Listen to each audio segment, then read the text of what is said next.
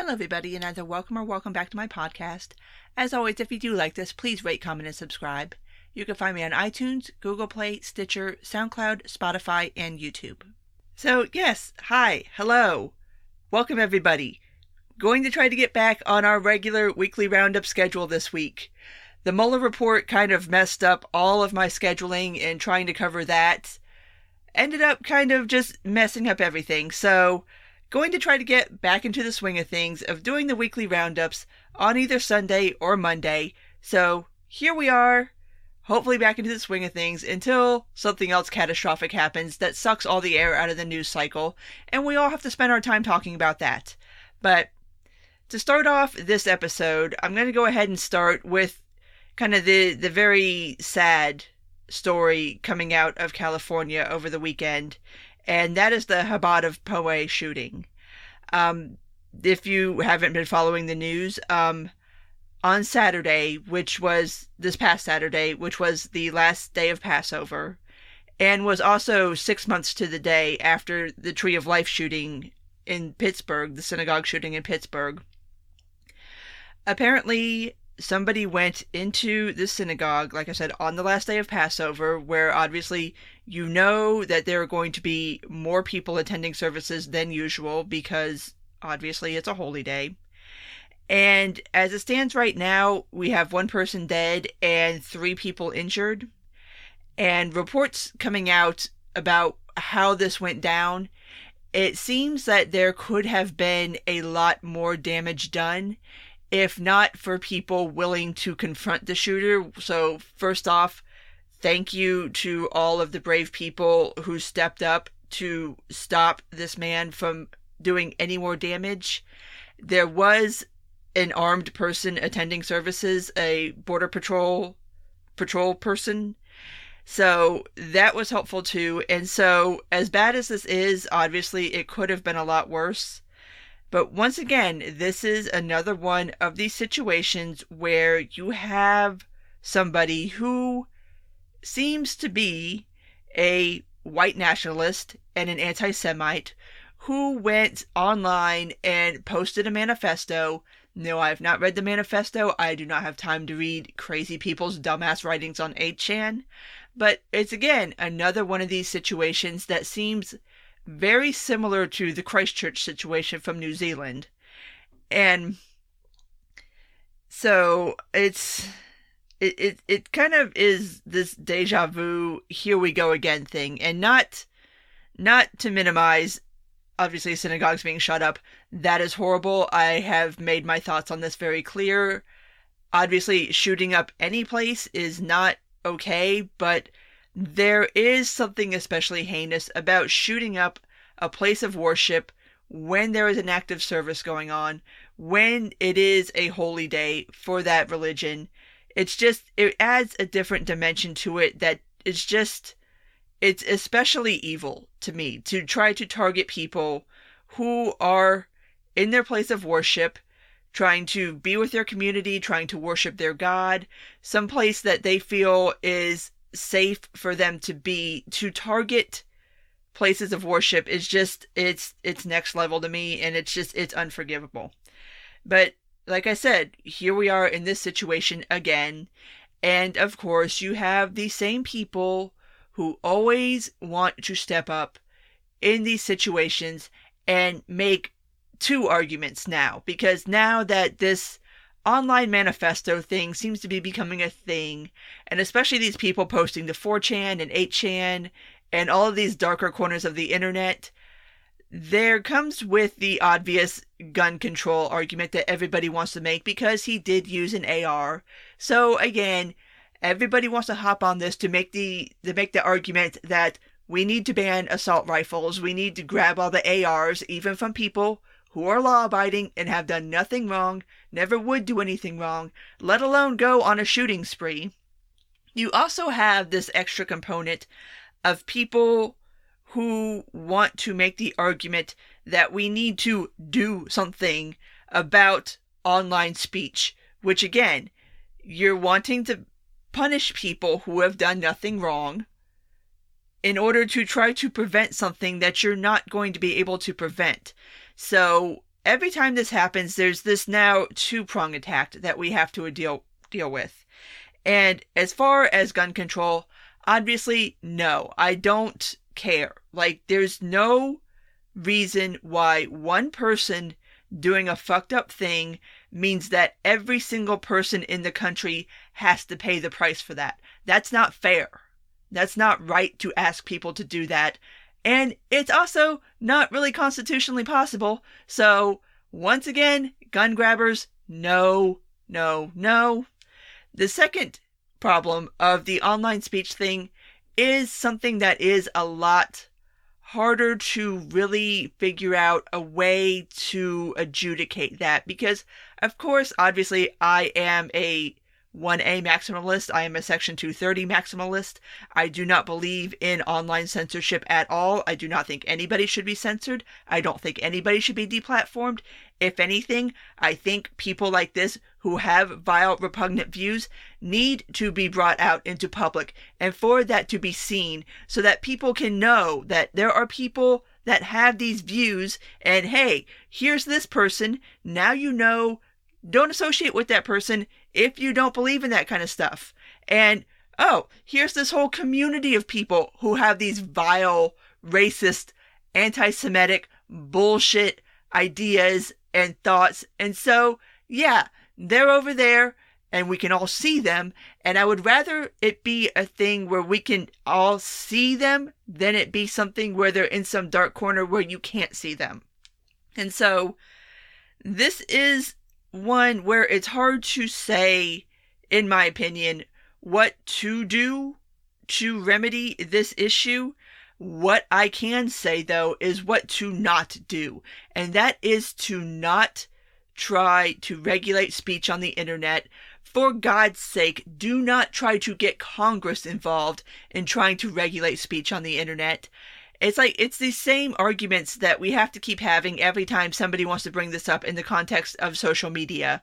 And that somebody should be doing something, and somebody should be kicking off the Nazis, or weeding out hate speech, which there is no legal definition of hate speech, first off. And even if you can find a legal definition of hate speech, it is covered by the First Amendment. People have the right to be hateful, bigoted, xenophobic, anti-Semite assholes, wherever they wish to be. Not saying that you gotta agree with them, but it is their right. And so, once you start trying to strip rights away from people like that, it is a very slippery slope. And it's something that we have seen in social media, where you start at this place of deplatforming people who everybody could say, yeah, that's a vile person. But then once you deplatform that one person, now all of a sudden everybody else is fair game. And so what might be hate speech one day, the next day it might be something that you said that gets classified as hate speech. And then you're the one being deplatformed, and you're the one being kicked off the internet, and you're the one being silenced. So no, I do not agree with the idea of policing speech on the internet. What do you do with these apparently young men? It always seems to be young men who get radicalized on the internet somehow. I don't know. But the answer to that, I think, also lies more in not trying to crack down on the means, not trying to censor the internet, not trying to limit the ability to get guns. It's to understand, why is this happening? What is happening with these young men? Why? Like, what makes somebody go on the internet and read this shit and somehow take it seriously and then go shoot up a synagogue? Like, any of us could go read vile shit on the internet. It doesn't mean that we are going to go shoot up a synagogue. Like, what is happening to where that gets in somebody's head like some kind of brain worm and they act on it? Like, what? I think that's really where the conversation should be, and that anything else is just trying to band-aid symptoms of a much deeper problem. All right, moving on from tragedy to stories that are not as tragic and are a little less weighty. So, let's go ahead and talk about Elizabeth Warren's big, new, shiny college debt relief / free college plan. And I want to take a second to try to explain it a little bit if you haven't been following this or if it seems a bit confusing to you. It's actually, as it exists right now, which I'll get into that in a minute, but it is a two-pronged plan. The first prong is debt relief for student loan debt. And for this part of the equation, if this were ever to pass, which it won't anyway, this part is means tested. Like, student loan debt relief would be tied to your income, and so obviously the more income you make, the less debt relief you would get, because, I mean, obviously that makes sense. The second half of this plan, and this is the one for me where I have the most questions, is that going forward from the time of implementation on, is there would be quote-unquote free college, which I say quote-unquote, and I'm making little air quotes even though you can't see me. It's not free, it's just somebody else is paying for it. Which, here is the first problem with that. It's that the people who are paying for it. Now, as Elizabeth Warren has presented it, all the debt relief and also the free college would be coming out of this ultra-millionaire tax. You know, the ultra-millionaire tax that's supposed to fund the debt relief and the free tuition and the Green New Deal and the Medicare for All. And do you see the problem? What is happening now is everybody seems to be using this one pool of money to fund all of their pet projects, which that can't be. Like, you can't take this ultra-millionaire tax and fund one of these projects, let alone all of these projects. So, that is something that needs to be addressed. Obviously, it won't be, because it's easy to say these sorts of things. Like, yes, we'll just have the millionaires and billionaires pay for it, and we'll just have them pay for this and that and this and whatever. Okay. First of all, the tax can't pay for everything. Second of all, even if you implemented this tax, the money that you would get off of that tax would not be able to fund any new spending, period. We still would not be able to fund our current unfunded liabilities, our current responsibilities, the things that we've already promised to people. That tax would not fund. So, yeah, it's a pipe dream on top of a pipe dream, because to buy into that, you would have to believe that you can take this $1 and spend it 3 or 4 different times. And you would also have to ignore the fact that we are already in insane amounts of debt. We are already running an insane deficit. And even if we took in new money, it would not cover our current spending, which nobody makes that point.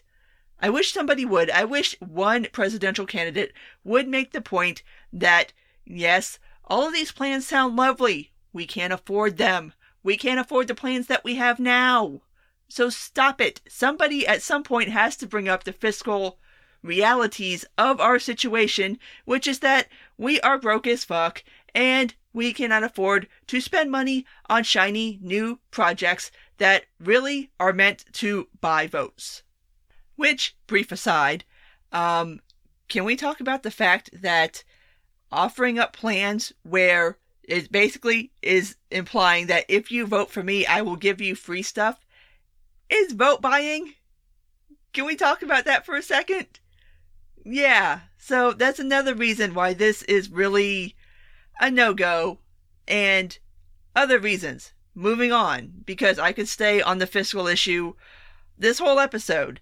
But say this did happen. Say we did make college free.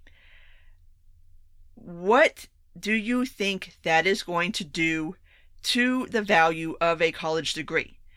The problem that we have now is that because everybody has a high school diploma, high school diplomas don't mean shit anymore. It's just a thing you have to do to go to college. And now we have so many people going to college that it's a situation where just going to college and getting a bachelor's degree isn't really all that special in the job market anymore. You have to go for the advanced degrees. You have to go for your master's. You have to do postgraduate. You have to go PhD. You have to go further and further and further to be able to distinguish yourself from an educational perspective. And so obviously the further you go, the more money it costs. And that's where you start getting this insane student loan debt, because you have to stay in school longer and longer and longer to get a degree that is somewhat valuable on the job market. And that's if you're lucky and you picked the right major.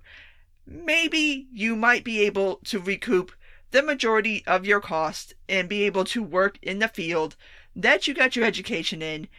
And yeah, which is also a crapshoot nowadays, because so many of these majors in colleges now have no real world practical applications. Like, what are you supposed to do with that degree? Like, some of these just make no fucking sense. But my question about Warren's plan, especially when it pertains to the free college, is, and to the best of my knowledge, none of this has been answered, because this is not a serious plan. But anyway, how much college are we talking here? Are we talking just up to an associate's? Are we talking a bachelor's? Is this program going to cover doing master's? Is it going to cover going into a PhD track? Is it going to cover postgraduate? When you say free college, are we just talking about tuition? Are we talking about room and board? Are we talking about food stipends? Like, what do you mean by free college? Like, you're going to have to be a hell of a lot more specific before you can even begin to come up with a price tag. And like I said, to the best of my knowledge, none of that has been actually solidified as to, like, point, like, okay, here's the plan. We will pay for X amount of college, and anything beyond that is up to you. And when I posed this question on Twitter, somebody else actually made a really good point, and that is, how many degrees will this cover? Like, can you go back for multiple degrees? Or is it just one degree? So you see, like, it's one thing to say, I'm going to give everybody free college. There's a lot of moving parts, especially when you think about the amount of debt that one racks up going to college. It's not simply tuition.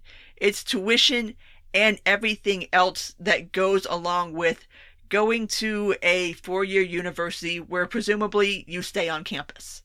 Like, there's a lot of other costs that go along with it. So what all exactly are you planning to cover? And that's why I say, overall, this is not a serious plan being proposed by a serious person. This is just a way of trying to buy votes and trying to garner attention in a very, very, very, very, very crowded Democratic candidate field, which just seems to be getting more and more crowded by the day. Like, I have no idea how many more people are going to announce. I hope not anymore, because my God, we're already up to 20. No more. No, somebody cap this. Somebody stop the insanity.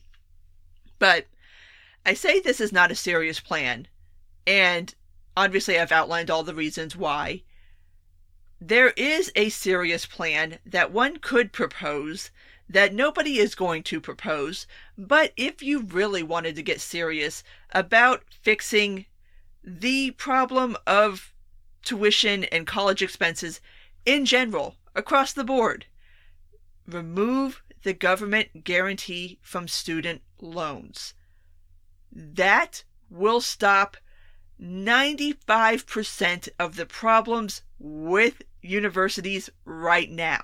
Because as it stands right now, if the US government is backing private bank loans, okay, the bank is like, I don't have to give a shit. Like, sure, I'll give this barely legal person who has no assets and no credit history tens of thousands of dollars, because why not?